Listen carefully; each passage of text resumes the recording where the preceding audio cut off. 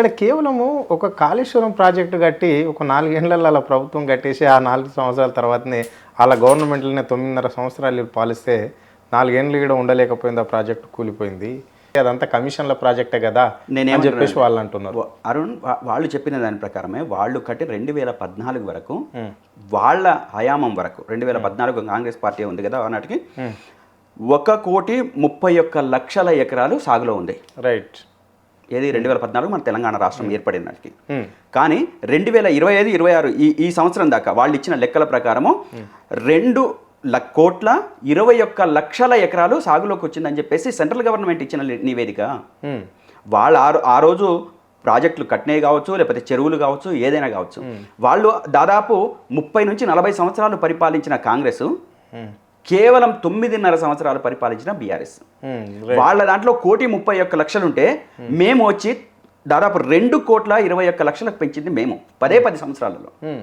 30 సంవత్సరాల పరిపాలన ఎక్కడికి పోయింది? ప్రాజెక్టులన్నీ కట్టినన్నిటికీ పెండింగ్ పెట్టి, అదేవిధంగా దాంట్లో వ్యయ ప్రయాసాలకు వచ్చి అన్ని రకాలుగా ముందుకు తీసుకొచ్చింది కేసీఆర్ ప్రభుత్వం. మరి 10 సంవత్సరాల్లో మేము సాగులోకి తెచ్చిన 90 లక్షల ఎకరాలు ఎక్కువనా, లేకపోతే వాళ్ళు తెచ్చింది అంతకుముందు ఉన్నాయి 1,31,00,000 ఎకరాలు ముఖ్యమా? ఒక 30-40 సంవత్సరాలు పరిపాలించిన దాంట్లో ఏదాన్ని మనం క్రైటీరియాగా తీసుకోవాలి. ఆ క్రైటీరియా తీసుకున్న దాంట్లో అతి తక్కువ పీరియడ్లో మనం పరిపాలించిన దాంట్లో కేవలం 9.5 సంవత్సరాలు. అయితే ఒక చిన్న లోపం జరిగిందొచ్చు, మేడిగడ్డ దగ్గర చిన్న లోపం జరిగింది. ఇదే లోపాన్ని సరిచేయమని చెప్పేసి కేంద్ర ప్రభుత్వం ఆదేశాలు ఇచ్చింది కదా, చెప్పింది కదా, సలహా ఇచ్చింది కదా. ఎందుకు చేయలేదు ఈ ప్రభుత్వం? ఎందుకు చేయకుండా కాలయాపన చేసింది? ఇప్పటికీ కూడా దాని మీద నిర్దిష్టంగా మాట్లాడట్లేదు.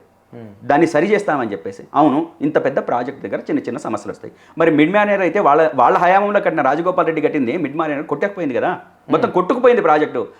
మన ప్రభుత్వం వచ్చిన తర్వాత, అంటే మా బీఆర్ఎస్ ప్రభుత్వం వచ్చిన తర్వాత మేము ఎక్కడ కక్షపూరిత రాజకీయాలకు పోలేదు.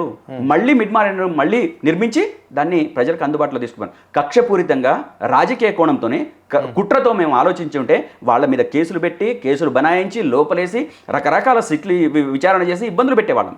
కానీ ఆనాడు మా కేసీఆర్ గారికి ఒకే ఒక ఆశయం, లక్ష్యం, ఈ తెలంగాణ ప్రజల అభివృద్ధే తన అభివృద్ధి, ఈ తెలంగాణ రాష్ట్ర ప్రజల అభ్యున్నతే తన అభ్యున్నతే అని చెప్పేసి అనుకున్నాడు. కాబట్టి ఎటువంటి కక్షపూరిత రాజకీయాల వైపు పోకుండా తెలంగాణ రాష్ట్ర అభివృద్ధే ప్రధాన ఎజెండాగా తను పనిచేసిండు, ఆహర్నిశలు కృషి చేసిండు.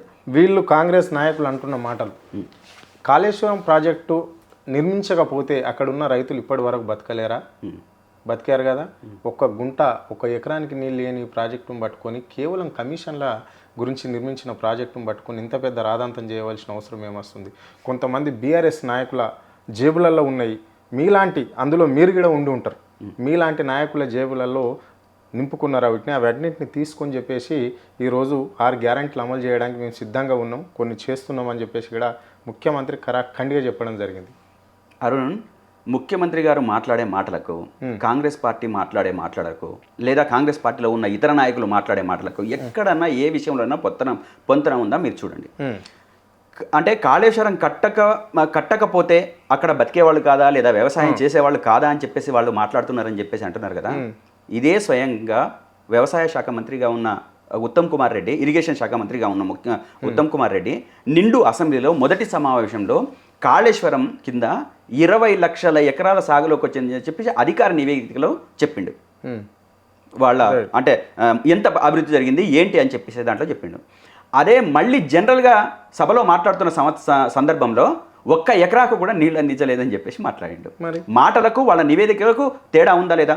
అదేవిధంగా అదే మాటను పట్టుకొని ఎంఐఎం ఎమ్మెల్యే అక్బరుద్దీన్ ఓవైసీ, ఉత్తమ్ కుమార్ గారు మీరేం మాట్లాడుతున్నారు, మీరిచ్చిన నివేదికలేమో 20 లక్షల ఎకరాల సాగులోకి వచ్చిందని చెప్పేసి అధికారిక రిపోర్ట్ మీరు ఇస్తున్నారు, మీ మాటలోనేమో 1 ఎకరానికి కూడా నీళ్ళు ఇవ్వట్లేదని అంటే మీరు ఏం చెప్పదలుచుకున్నారని చెప్పేసి అంటే ఒక్కోళ్ళు మాట్లాడలేదు, దానికి తిరిగి సమాధానం చెప్పలేదు. అదేవిధంగా అది కట్టింది, కాళేశ్వరం కట్టింది మొత్తం అన్ని ప్రాజెక్టుల కింద, అంటే పోచమ్మ సాగర్ కావచ్చు, మల్లన్న సాగర్ కావచ్చు, లేకపోతే లింగడ్ ప్రాజెక్టులు కావచ్చు, లేకపోతే మేడిగడ్డ కావచ్చు, మొత్తం కాళేశ్వరం కింద ఉన్న ప్రాజెక్టులన్నీ కూడా మొత్తంగా కలిపి 94,000 కోట్ల రూపాయలు ఖర్చు అయింది. ఈ 94,000 కోట్ల రూపాయల ఖర్చు అయితే అక్కడ టన్నెల్స్ ఉన్నాయి, కాలువలు ఉన్నాయి, ప్రాజెక్టులు ఉన్నాయి, అదేవిధంగా అండర్ గ్రౌండ్ టన్నెల్స్ ఉన్న మాట వాస్తవం కదా, తవ్విన కాలువలు వాస్తవం కదా, 94,000 కోట్ల రూపాయలకు 1,00,000 కోట్ల రూపాయల అవినీతి జరిగిందని చెప్పేసి చెప్తున్నారు కదా. 1,00,000 కోట్ల రూపాయల అవినీతి జరిగితే కాలువలు ఎక్కడి నుంచి వచ్చినాయి? ఈ రోజుకి కూడా ఇప్పుడు నిన్నగాక మొన్న, ఇప్పుడు మనం పాత విషయాలన్నీ మర్చిపోదాం. నిన్నగాక మొన్న 2.5 టీఎంసీలు మూసీ నదిలో పారిస్తామని చెప్పేసి ముఖ్యమంత్రి గారు మాట్లాడారు కదా. ఆ నీళ్లు ఎక్కడి నుంచి తీసుకొస్తారని మేము అడుగుతున్నాం. ఆ 2.5 టీఎంసీలు ఎక్కడి నుంచి తీసుకొస్తారు? చెప్పాడు కదా మల్లన్న సాగర్ నుంచి అని చెప్పేసి. అదే మరి మల్లన్న సాగర్ దేని కింద ఉంది ప్రాజెక్ట్? కాళేశ్వరం కింద ఉంది. కాళేశ్వరంలో భాగం కదా. అక్కడ నుంచి నీళ్ళు వస్తేనే కదా మల్లన్న సాగర్కి వచ్చేది. మరి అక్కడ నుంచి తీసుకొస్తేనే కదా హైదరాబాద్కి వచ్చేది. మరి అది కూలిపోయినప్పుడు నువ్వు 2.5 టీఎంసీలు ఎక్కడి నుంచి తీసుకొచ్చు? గంధమల్లమ్మ సాగర్కి పోయి ఓపెన్ చేసి వచ్చింది కదా ముఖ్యమంత్రి. ఆ దానికి ఎక్కడి నుంచి వాటర్ తీసుకొస్తావు? ఎక్కడి నుంచి తీసుకొస్తావు? అంటే ఆ ముఖ్యమంత్రి మాట్లాడే మాటలకు మురికి మాటలు అనొచ్చు, కంపు మాటలు అనొచ్చు. ఆ మూసిలో పారుతున్న మురికి కంటే రేవంత్ రెడ్డి నోట్లో నుంచి వచ్చే మురికి వాసన, కంపు ఈయన నుంచి ఎక్కువ వస్తుంది. అభివృద్ధి మీద పెట్టాల్సిన దృష్టి అనవసరమైన విషయాల మీద పెడుతూ గబ్బు మాటలు, కంపు మాటలు, మురికి మాటలు, ప్రజలకు ఏమాత్రం ఉపయోగపడని మాటలు. అరుణ్, నేను ఒకటే మాట చెప్తా. సెంట్రల్ గవర్నమెంటు నిండు పార్లమెంటు సభలో 2014 నుంచి 2023 వరకు అద్భుతమైన ప్రగతి సాధించింది తెలంగాణ అని చెప్పేసి వాళ్ళే నివేదిక ఇచ్చారు. ఈ కాళేశ్వరం క్రింద 2014 నుంచి 23 వరకు 90 లక్షల ఎకరాల సాగలోకి వచ్చిందని చెప్పింది. ఇది మనం చెప్పింది కాదు, సెంట్రల్ గవర్నమెంట్ చెప్పింది, నిండు పార్లమెంట్లో చెప్పింది. నివేదికని 2025, 2026 నివేదికని, అభివృద్ధి నివేదికని పార్లమెంట్లో ప్రవేశించింది. అవసరమైతే ఈ పచ్చ మీడియా కావచ్చు, లేకపోతే ఈ బీజేపీ వాళ్ళు కావచ్చు, అదే కాంగ్రెస్ పార్టీ కావచ్చు, దానికి బాకాలుతున్న మీడియా సంస్థలు కావచ్చు, దీని మీద ఎందుకు రాతలు రాయలేదు? మరి అభివృద్ధి జరిగిందని చెప్పేసి కేంద్ర ప్రభుత్వం చెప్పింది కదా. అంతేకాదు పర్ క్యాపిటా ఇన్కమ్ కూడా దాదాపు 3 రెట్లు పెరిగిందని చెప్పింది. 3 రెట్లు పెరిగిందని చెప్పింది. భూగర్భ జలాలు పెరిగినాయని చెప్పింది. తెలంగాణ వరి ధాన్యాగారంగా మారింది, దేశంలోనే అగ్రగామిగా నిలిచిందని చెప్పింది. ఇదే సెంట్రల్ గవర్నమెంట్ నివేదిక.